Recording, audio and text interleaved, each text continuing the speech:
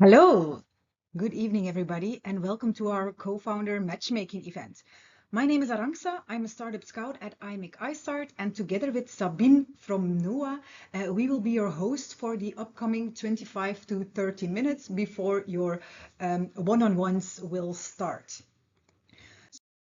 So we'll go over some practicalities in the upcoming half an hour. We will give you an introduction to IMIC iStart and the Growth Collective, and then dive a little deeper into the do's and don'ts, some tips and tricks on co-founder matchmaking. And Sabine will end this presentation. She's an expert in co-founder marriage, and she will give you very briefly some information about the co-founder marriage, but also about the trajectory that they offer at NOA. And then afterwards, of course, from 5:30 until 8, you will have your one-on-ones with hopefully your future co-founder.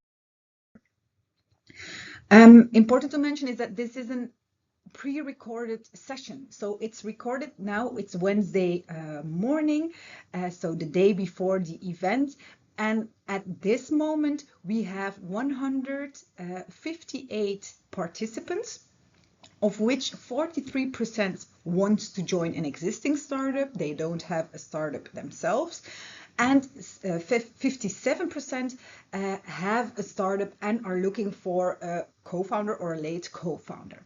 There are 484 meetings planned already, which is quite good, and which means that there is an average of 6 meetings per user.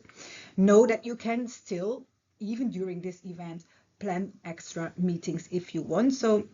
But we also advise you to take a little break maybe in the middle, because if you booked your agenda full, this is going to be an intense evening, which is also super nice, but just so you know upfront. Something new that we launched in this edition of the co-founder matchmaking event is the community platform. So if you look at your meeting agenda, you will also see the link to the community. You will all be part of the community after the event, which means that even after the event, you can still reach out to founders or potential founders that were present on the event, and you can still make connections. Let's say that you wanted to book a meeting with someone, but his or her agenda was full. Don't worry about it. You will find all the contact details, and you will be able to still reach out via the community platform up until 6 months after the event. We will also use this community platform to share some interesting events from the Growth Collective, but also from communication partners, and also some random events where we think they might be relevant if you are looking for a co-founder. So you will see if you join the community platform, there are already some events there, but we will update, of course, in the upcoming months if we see new opportunities.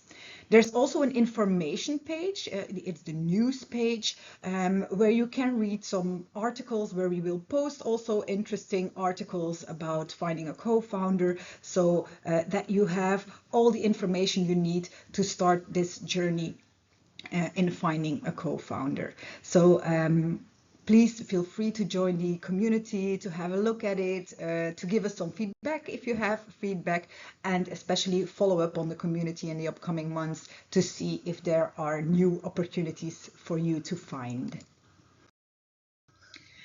And then very practical on the conversation starter platform. So you will receive an email as well as an SMS with the link to your first meeting. And there you can just wait until your match appears. You can test your audio and video, of course, and know that every meeting will take 12 minutes and the meeting will be stopped after 12 minutes. Between every meeting, you have a 3-minute break. You can use that break to write some things down, but in terms of contact details, profiles, you will still have access to those even after the event. So there's no need to write down contact details throughout the events. Okay, so let's start about how to find your co-founder and a little introduction about IMEC iStart. So IMEC iStart is a pre-seed investor and accelerator program for tech startups. Important to know is that we invest through evergreen fund, which makes us a little bit different than a typical VC. Of course, we also have selection, and we will select the startups where we think they have potential for IMEC iStart, but we are not that return on invest driven as a typical VC. So why is that? Because an evergreen fund, it means that if we have proceeds from a potential exit in the future, they will flow right back to the fund and they can be reinvested again in new tech startups. So the goal of which the fund was created was really to create economic activity in the region and beyond. So that's a different perspective than a typical VC. Then once you are selected, so if you are in the ID phase, that's typically a little bit too early for IMEC iStart, but once you are selected based on your proof of concept and on the market research that you have already done, we will get you product ready, market ready, growth ready, and investor ready in a program of 12 to 18 months. So it's normally 12 months, but 18 months for deep tech and medtech startups because they have longer sales cycles and product cycles. So, but for most startups, it's a program of 12 months. And of course, we have an alumni program after that. So we've supported over 360 startups over the last years. So we've been in contact with a lot of early stage startups, but also a lot of scale-ups via our alumni program. And a question that we get quite often is, I'm looking for a co-founder. I'm looking for a late co-founder. My co-founder had to quit and we're looking for someone else to join the team. Can you help us? But on the other hand, we also get contacted a lot via LinkedIn or via our general email address with people that say, I really want to join a startup as a co-founder. You're in contact with a lot of startups. Can you please introduce me to your community? So, and that's why we started with this co-founder matchmaking event. And the co-founder matchmaking event is part of the Growth Collective. Very briefly, the Growth Collective is a collective of 3 business accelerators. So IMEC iStart started KBC and NOAH that work together to be able to maximize founders' chances of success. And one of the projects where we work together on is this co-founder matchmaking event. And there we found a partner in NOAH as well. Because as IMEC iStart, we see a lot of people, we can bring together a lot of people, and we do that via the co-founder matchmaking event. So this event where you will have a lot of meetings, very short, with a lot of potential co-founders, will give you the opportunity to find each other. But what NOAH does is they have a find your co-founder trajectory where they really go into depth about your co-founder relationship, but also finding your co-founder. Let's say you didn't find your co-founder this evening. NOAH can still help you out more in depth to find that one person that is the perfect match for you. And if you have found your co-founder, they can help you strengthen that relationship, go over all the practicalities, and help you with those first steps in marriage until you have a formal agreement and even beyond. And we all know that a strong founding team is crucial, but why exactly do you need a co-founder? Well, first of all, studies show that solo founders have less chances of success. There's a lower success ratio of single founder companies. That's also something that we experienced as IMEC iStart and why we chose to only invest in multiple founder companies. So the founding team is really an important feature for investment decisions. Investors, they base their investment decision most of the time also for a big part on the co-founding team. Are they complementary? Do they have the right expertise? Do I trust these persons? And as two co-founders, you just know more than one single person. And then also on a personal level, we know being in a startup is a roller coaster with lots of ups, but also lots of downs. And it's very important that you have someone where you can share that burden with, but also share the successes, of course. So, and what makes a good founding team in terms of skill sets? The more different, the better. You have to be complementary, so that means that that you have complementary skills as well. And in terms of personality, area of interest, and commitment, we see that the more similar or the more aligned, the better. If we look at teams within IMEC iStart, if we have two founder teams, most of the time we see a technical person with more a commercial person. And if we see a team of three co-founders, we have more like, so again, the technical product person, the commercial sales operational person, and then someone who is more into business and finance. But of course, this is not the standard. It's a good way of approaching it if you're looking for a co-founder. But yeah, it can be different for every founding team, of course. In a good founding team, you know each other, and knowing each other starts with knowing yourself. So I hope that before the event, you already took some time to think about what gives you energy, what are you good at, what do you love to do, but also what are your weaknesses? What things do you don't like to do? Because that's also important, because you will look for a co-founder who is complementary and who loves the things that you, or loves to do the things that you don't love to do.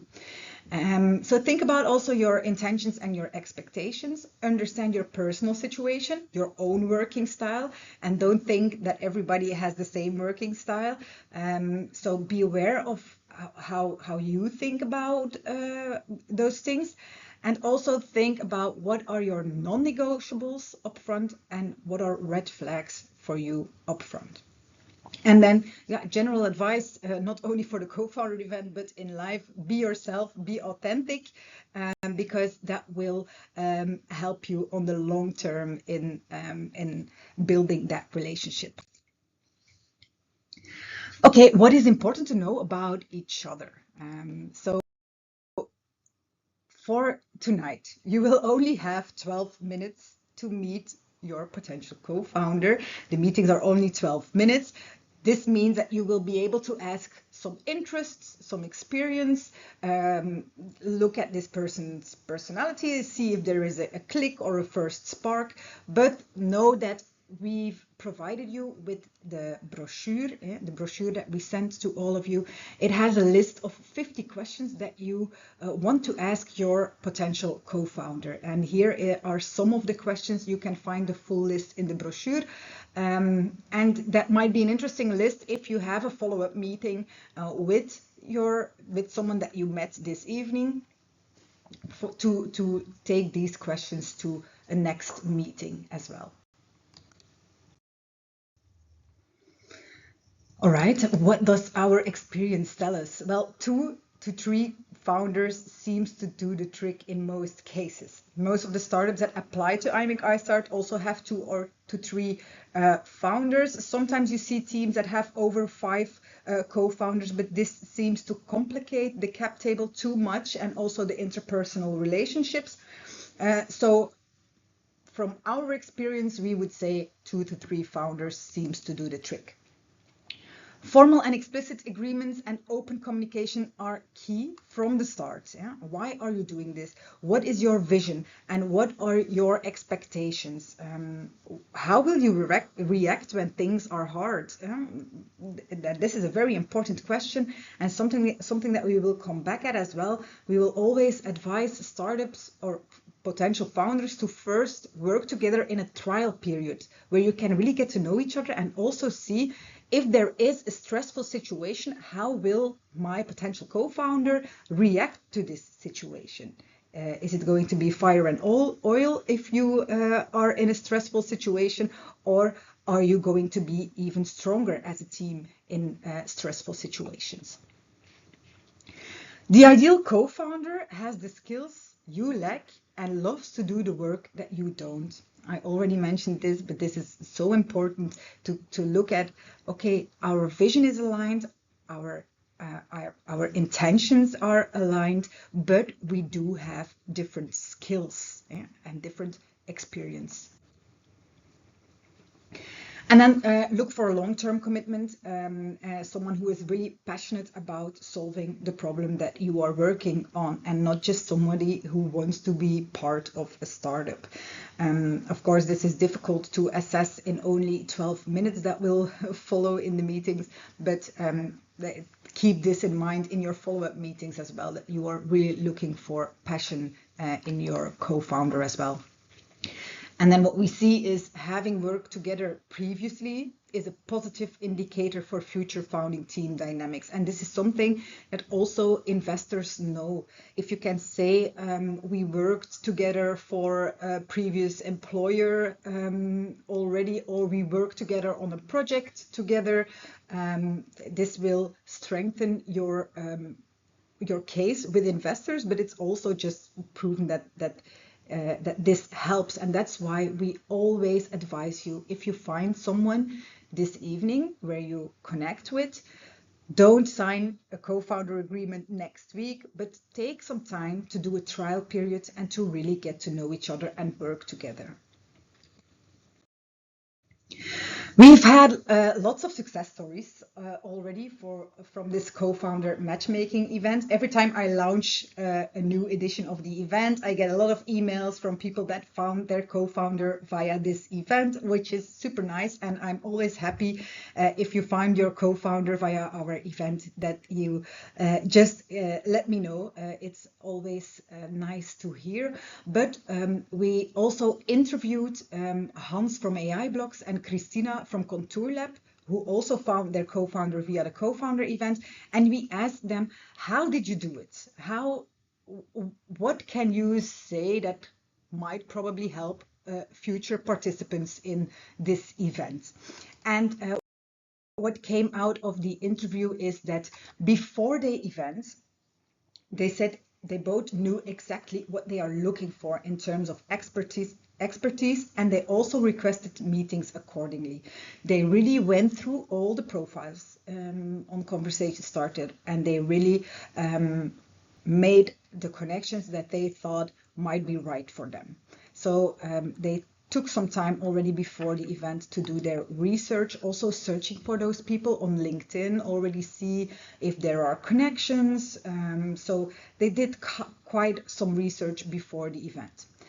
And then during the event, in the 12-minute meetings, they really focused on personality, skills, and interest. Who are you? What are you looking for? And see if there is a click or a spark, if your communication goes fluently or not. So because you only have 12 minutes, that's what you need to do during this event. But then after the event, so how Hans did it, he did a follow-up with 4 people. And then he invited Jeroen for lunch and proposed to work together for 4 months and then reevaluate.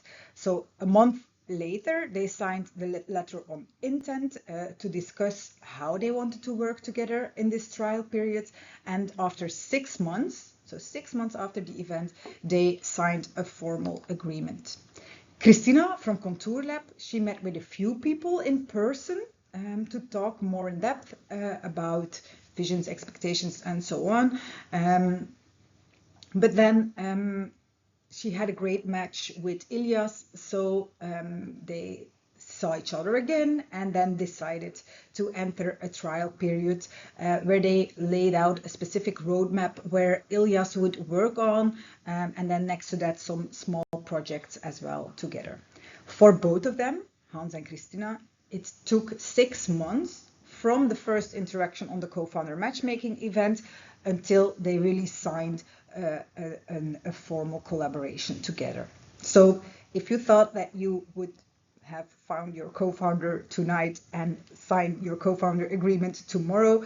That is going to be very optimistic. I think it's realistic to think about a period of a few months to really get to know each other.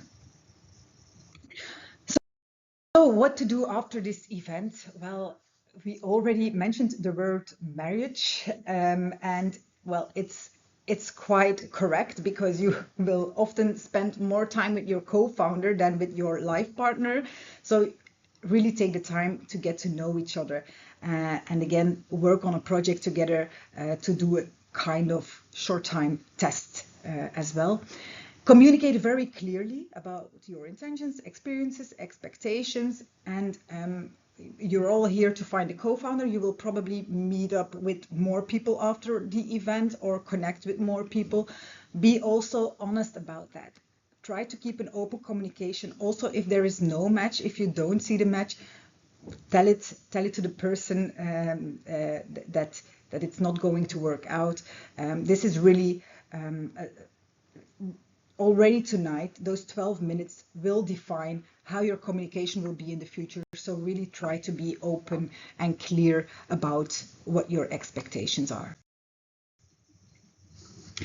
And then I'm going to give the floor now to Sabine Evers from NOAH. She's the Cupid of co-founders at NOAH. She knows all about the co-founder marriage, and she has the right expertise to really go in depth about your co-founder relation, and they also offer a personalized trajectory if you need more help or more support on growing your relationship with your co-founder, but also with finding the right partner for you, going over all the practicalities that go with your co-founder match.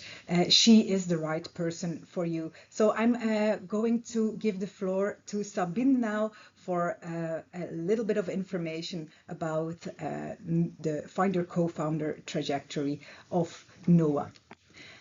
We will not see each other anymore unless we have a meeting later on. So I want to thank you already for being here, and I wish you the best of luck with your one-on-ones later. Bye.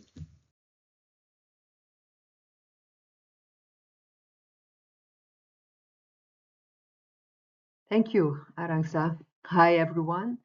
You've probably already swiped through a few profiles tonight, checking who you might have a speed date with and wondering, could this be my person? Now, picture this. You have found your co-founder, but you never had a real talk about what gives you energy, what are your fears, what's your pace, and so much more. 6 months later, chances are that you're not building a company anymore, but you're building resentment. That's where I come in. I am Sabine Evers, Cupid of co-founders at NOAH, and in the next 4 minutes, you will know whether Find Your Co-founder can help you. Let's be clear. 65% of startups fail because of team issues, not due to markets or funding, but because of people with different speeds, different values, different ambitions, and a lot of unspoken expectations. Before you know it, you start skipping conversations, the trust starts eroding, and suddenly everything stands still. When that happens, you don't just lose time, but you lose your momentum, your credibility sometimes, and sometimes even your entire runway. Of course, that's horrible, and that's why we built Find Your Co-founder. It's a 4-month guided matchmaking journey designed to help founders meet, match, and align before you commit. There are 3 building blocks that makes it work. So first of all, there is a smart matching. We go beyond the hard skills. So we also assess purpose, motives, pace, deal breakers, and so on. Second, we organize alignment sessions where you can pressure test your match before equity is on the table. And third of all, we do the guidance. We help you name the unspoken so tough topics like power, peace, priorities don't explode later. So we help you build a strong and healthy relationship where you can dream big, disagree fast, and make decisions without burning bridges because conflict will happen, that's for sure. Being ready for it, that is what makes great teams last. So, if you're still struggling and searching a few months from now, remember with the Find Your Co-Founder program, I can help you tackle the toughest parts of finding and aligning with the right person. Because when you find the right co-founder, everything moves faster, nothing feels forced. Now, some of you might even find your perfect match tonight. That's what this night is for. We would love that, of course. Keep us posted on that. And please don't forget the community platform. There's information available. You also can find that we organize this event twice a year. So the next one is in 6 months, of course. If you need more information, please reach out to one of us. And for now, I still have a few minutes left for a little break, and then you can start with your speed dates. We wish you the best of luck and a great evening. Bye.